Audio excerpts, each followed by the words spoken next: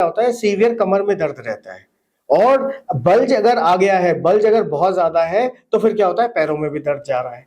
अगर आपको डॉक्टर ने सर्जरी भी बोला है, तो हम ये कहते हैं कि देखिए सर्जरी लास्ट ऑप्शन है, ठीक है, लेकिन उससे पहले एक बार आप जरूर आइए, एक बार दिखाइए जरूर। दो पार्ट होते हैं, एक होता है जेल, एक होता है रिंग्स। जेल को हम लोग बोलते हैं न्यूक्लियस पल्पोसिस, रिंग्स को बोलते हैं एनुलस फाइब्रोसिस। नमस्कार, पुरुषोत्तम न्यूरोथेरेपी सेंटर में आपका स्वागत है। आज की वीडियो में हम लोग जानेंगे कि डिस्क बल्ज क्या होती है। देखिए, मैं आपको बिल्कुल सरल भाषा में समझाता हूं कि डिस्क बल्ज एक्चुअली है क्या।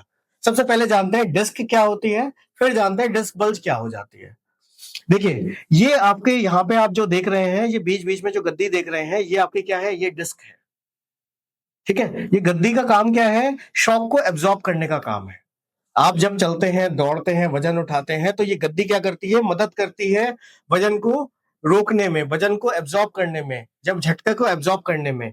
तो ये कई बार क्या होता है, हम लोग गलत तरीके से वजन उठाते हैं, गलत तरीके से झुक जाते हैं और प्रेशर कई बार बहुत ज्यादा हो जाता है। तो ज्यादा होने की वजह से गद्दी क्या होती है, बाहर आ जाती है। यही गद्दी जब बाहर आ जाती है, तो इसी को हम लोग क्या बोल देते हैं, डिस्क बल्ज हो गई है। अब यहाँ पे हम लोग देखते हैं सरल भाषा में कि इसको अगर आप देखें, डिस्क के अंदर दो पार्ट होते हैं, एक होता है जेल, एक होता है रिंग्स। जेल को हम लोग बोलते हैं न्यूक्लियस पल्पोसिस, रिंग्स को बोलते हैं एनुलस फाइब्रोसिस। अब डिस्क बल्ज में क्या होता है, तो ये जो गद्दी है, ये पूरी तरीके से बाहर आ जाती है, जेल बाहर आ जाता है रिंग्स को तोड़ के, और उसी की वजह से क्या होता है, नर्व कंप्रेशन होता है और रिंग्स टूटने का भी दर्द होता है। इसको बोलते हैं एनुलर टीयर बोलते हैं इसको। रिंग्स जब टूट जाती है तो एनुलर टीयर बोलते हैं और सीवियर बैक पेन होता है। इसमें ध्यान ये रखना है कि अगर आपको ये टीयर आ रहा है, जिनको भी ये टीयर आता है उनके क्या होता है, सीवियर कमर में दर्द रहता है। और बल्ज अगर आ गया है, बल्ज अगर बहुत ज्यादा है, तो फिर क्या होता है, पैरों में भी दर्द जा रहा है। इसमें सरल तरीका यही है, अगर आपके पैरों में दर्द जा रहा है तो कहीं ना कहीं क्या है, समस्या ज्यादा है। अगर आपके सिर्फ कमर कमर में दर्द है तो समस्या कम है और ठीक करना बहुत ज्यादा आसान है। लेकिन ध्यान रखना है, जिनको भी इस तरीके की समस्या है, आप वजन का काम बिल्कुल नहीं करेंगे, आप आगे झुकने का काम नहीं करेंगे, आप वेट लिफ्टिंग का काम नहीं करेंगे, आप किसी भी तरीके के अभी जिम नहीं करेंगे। क्योंकि क्या है, ये सारी चीजें सबसे खतरनाक है।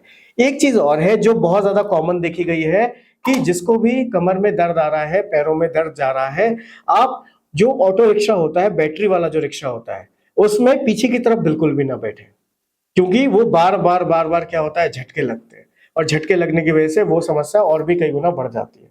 इसमें एक चीज का जो बहुत अच्छा यूज कर सकते हैं, वो बोलते हैं एलएस बेल्ट। आप बेल्ट का यूज करिए, कमर में एक सपोर्ट लीजिए और आपको बहुत अच्छा रिलीफ मिलेगा। अगर आपको भी इस तरीके की समस्या है और आप ठीक नहीं हो पा रहे हैं, आप कई जगह दिखा चुके हैं, थक चुके हैं दिखा दिखा के, तो आप हमारे पास आ सकते हैं। हम लोग न्यूरोथेरेपी से ट्रीटमेंट करते हैं और इसमें हम लोग कोई मशीन का यूज नहीं करते, कोई दवाई का यूज नहीं करते। बॉडी के अंदर डिफरेंट टाइप के पॉइंट होते हैं, हम आपके ऑर्गन को एक्टिवेट करते हैं और उसी ऑर्गन वो क्या करते हैं, आपकी बॉडी की हीलिंग पावर को बढ़ाते हैं, अंदर से ठीक होते हैं। इसमें क्वेश्चन आता है कि सर, एक बार आपसे ट्रीटमेंट करवाने के बाद क्या दोबारा हो सकती है क्या समस्या? देखिए, ये बिल्कुल वैसा ही है। गाड़ी को हमने सर्विस करवाया और सर्विस करवाने के बाद जो भी पार्ट में समस्या थी, पार्ट को चेंज करवा दिया, और फिर मैकेनिक क्या बोलता है, आप गाड़ी का ध्यान से चलाइएगा। अगर आप गाड़ी गलत तरीके से चलाएंगे तो समस्या फिर हो सकती है। तो ये बिल्कुल वैसा ही है।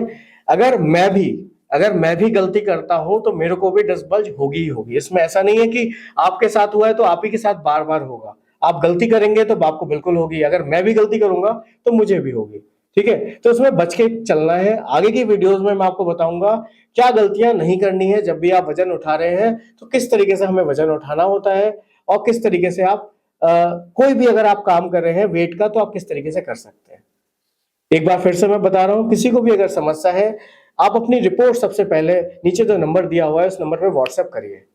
हम आपसे डायरेक्ट कांटेक्ट करेंगे और आपको केस पूरा समझाएंगे किस तरीके से आप ठीक हो सकते हैं। अगर आपको डॉक्टर ने सर्जरी भी बोला है, तो हम ये कहते हैं कि देखिए सर्जरी लास्ट ऑप्शन है, ठीक है, लेकिन उससे पहले एक बार आप जरूर आइए, एक बार दिखाइए जरूर। हो सकता है कि सर्जरी की जरूरत ना पड़े। ठीक है, धन्यवाद।